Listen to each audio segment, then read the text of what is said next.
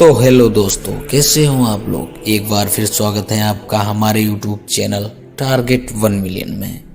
आज मैं आपके सामने एक ऐसी प्रस्तुति रखने जा रहा हूँ जो कि इस कलयुग में भगवान का अवतार माने गए श्री कृष्ण द्वारा बर्बरीक को मिला हुआ यह वरदान। और कौन थे बर्बरीक और खाटू श्याम बाबा क्यों इतने प्रसिद्ध हैं, क्या है चमत्कार इनके, देखते हैं इस वीडियो में और जानेंगे इनकी हिस्ट्री। तब तक के लिए आप इस वीडियो को लाइक कीजिएगा और चैनल को सब्सक्राइब कर लीजिए, क्योंकि यहाँ ऐसी वीडियो मिलती रहती हैं। माना जाता है कि श्री खाटू श्याम जी भगवान श्री कृष्ण के कलयुगी अवतार हैं। राजस्थान सीकर जिले में श्री खाटू श्याम जी का भव्य मंदिर है और यहाँ पर भगवान के दर्शन करने के मात्र हर मनोकामना पूरी होती है। हिंदू धर्म के अनुसार खाटू श्याम जी द्वापर युग में श्री कृष्ण से वरदान प्राप्त किया था कि वे कलयुग में उनके नाम से पूजे जाएंगे। श्री कृष्ण बर्बरीक के महाबलिदान से काफी प्रसन्न हुए और यह वरदान दिया कि जैसे जैसे कलयुग का अवतरण होगा तुम श्याम नाम से पूजे जाओगे। तुम्हारे भक्तों का केवल तुम्हारे नाम का सच्चे दिल से उच्चारण मात्र से ही उद्धार होगा। यदि वे तुम्हारी सच्चे मन से और प्रेम भाव पूजा करेंगे तो उनकी सभी मनोकामना पूरी होगी और सभी कार्य सफल होंगे।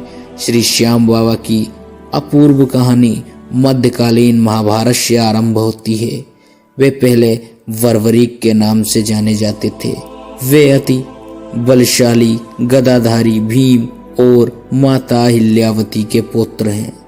बाल्यकाल से ही वे बहुत वीर थे और एक महान योद्धा भी थे। उन्होंने युद्ध कला अपनी माता तथा श्री कृष्ण से सीखी। महादेव की घोर तपस्या करके उन्हें प्रसन्न किया और 3 अमोघ बाण प्राप्त किए। इस प्रकार 3 बाणधारी के नाम से भी प्रसिद्ध हैं। और दुर्गा जी ने प्रसन्न होकर उन्हें धनुष प्रदान किया जो उन्हें तीनों लोकों में विजय बनाने में समर्थ था। महाभारत का युद्ध कौरव और पांडवों के बीच अपरिहार्य हो गया। यह समाचार बर्बरीक को प्राप्त हुए तो उनकी भी युद्ध में सम्मिलित होने की इच्छा जागृत हुई। जब वे अपनी माँ से आशीर्वाद प्राप्त करने के लिए पहुंचे तब माँ को हारे हुए पक्ष का साथ देने का वचन दिया। वे अपने नीले रंग के घोड़े पर सवार होकर 3 बाण और धनुष के साथ कुरुक्षेत्र की रणभूमि की ओर चल पड़े। सर्वव्यापी श्री कृष्ण ने ब्राह्मण का वेश धारण कर बर्बरीक का भेद जानने के लिए उन्हें रोका और उन्होंने उनकी बातों को सुनकर उनकी हंसी उड़ाई कि वह मात्र 3 बाण से युद्ध सम्मिलित हो जाएंगे। ऐसा सुनकर बर्बरीक ने उत्तर दिया कि मात्र 1 बाण शत्रु सेना को परास्त करने के लिए पर्याप्त है और ऐसा करने के बाद बाण वापस तुरंत में ही आएगा। यदि तीनों बाणों का प्रयोग लिया जाए तो पूरे ब्रह्मांड का विनाश हो जाएगा।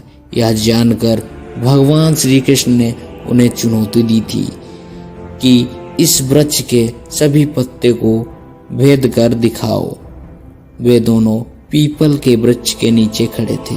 बर्बरीक ने चुनौती स्वीकार की और अपने त्रिणी से 1 बाण निकाला और ईश्वर को स्मरण किया और बाण पेड़ के पत्तों पर चलाया। बाण ने क्षण भर में पेड़ के सभी पत्तों का भेद कर दिया और श्री कृष्ण के पैर के नीचे इर्द गिर्द चक्कर लगने लगे, क्योंकि एक पत्ता उन्होंने अपने पैर के नीचे छिपा लिया था। बर्बरीक ने कहा कि आप अपने पैर को हटा लीजिए, अन्यथा बाण आपके पैर को भी भेद देगा। तत्पश्चात श्री कृष्ण ने बालक बर्बरीक से पूछा कि वह युद्ध में किसकी ओर से सम्मिलित होगा। बर्बरीक ने अपनी माँ को दिए वचन को दोहराया और कहा, युद्ध में जो निर्बल और हार रहा होगा उसी को अपना साथ देगा। श्री कृष्ण जानते थे कि युद्ध में हार तो कौरवों की ही निश्चित है और इस कारण बर्बरीक ने उनका साथ दिया तो परिणाम गलत पक्ष में चला जाएगा। अतः ब्रह्मा रूपी श्री कृष्ण ने बर्बरीक से दान की अभिलाषा व्यक्त की। ब्राह्मण ने उनसे शीश का दान मांगा। वीर बर्बरीक क्षण भर के लिए अविचलित हुए परंतु अपने वचन पर अड़िग रहे। वीर बर्बरीक बोले, एक साधारण ब्राह्मण इस तरह दान नहीं मांग सकता है। अतः ब्राह्मण से अपने वास्तविक रूप से अवगत करने की प्रार्थना की। ब्राह्मण रूपी श्री कृष्ण और अपने वास्तविक रूप में आ गए। श्री कृष्ण ने बर्बरीक को शीश दान मांगने के कारण समझाया कि युद्ध आरंभ होने से पूर्व युद्ध भूमि पूजन के लिए तीनों लोकों के सर्वश्रेष्ठ क्षत्रिय के शीश की आहुति देनी होती है, इसलिए ऐसा करने से वे विवश थे। बर्बरीक ने उनसे प्रार्थना की, अंत तक युद्ध देखना चाहते थे। श्री कृष्ण ने उनकी यह प्रार्थना स्वीकार की। श्री कृष्ण ने इस बलिदान से प्रसन्न होकर बर्बरीक को युद्ध में सर्वश्रेष्ठ वीर की उपाधि से अलंकृत किया। उनके शीश को युद्ध भूमि के समीप ही एक पहाड़ी पर सुशोभित किया गया, जहां बर्बरीक संपूर्ण युद्ध का जायजा ले सकते थे। फागुन की माह द्वादशी को उन्होंने अपने शीश का दान दिया था। इस प्रकार वह शीश के दानी भी कहलाए। महाभारत की समाप्ति पर पांडवों में ही आपसी विवाद होने लगा कि युद्ध में विजय का श्रेय किसको जाता है।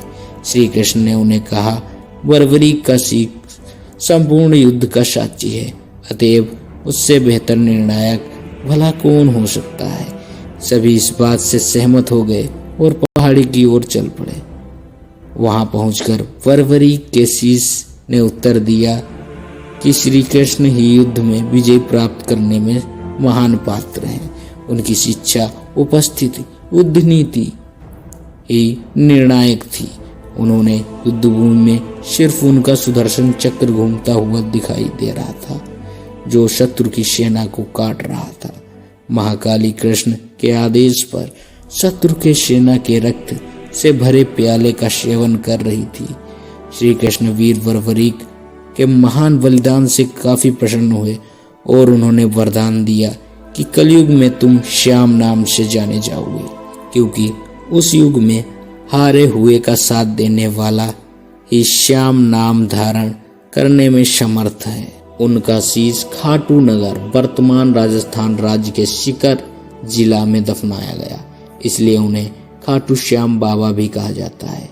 एक गाय उस स्थान पर आकर रोज अपने स्तनों से दुग्ध की धारा स्वतः बहा रही थी। बाद में खुदाई के बाद वह शीश प्रकट हुआ, जिसे कुछ दिनों के लिए ब्राह्मण को दे दिया गया।